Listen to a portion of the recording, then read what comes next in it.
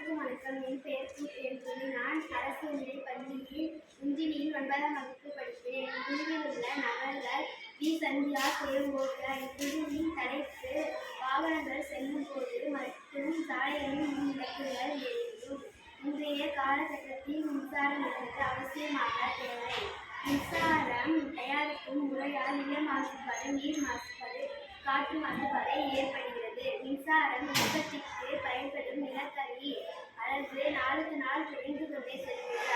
அதனால் மின்சாரம் சேமிப்புக்காக நாங்கள் இந்த கருவியை உருவாக்குகிறோம்.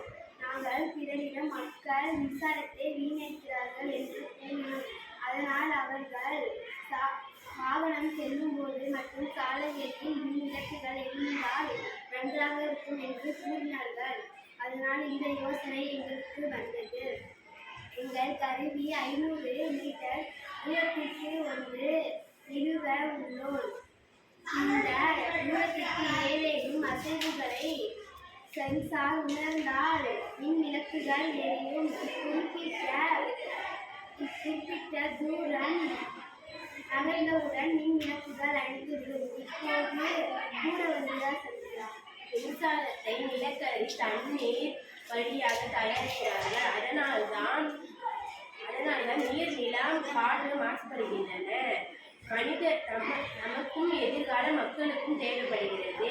இதனால்தான் இந்த கல்வியை செய்கிறோம். அடுத்து கூற வருகிறார் ஓவி. மின் ஆற்றலை வீணாக்குவது நல்லதல்ல என்பதை உணர்ந்து பொறுப்புடன் செயல்பட வேண்டும். இதேபோல் அனைத்து இடங்களிலும் பயன்படும் மின் விளக்குகளை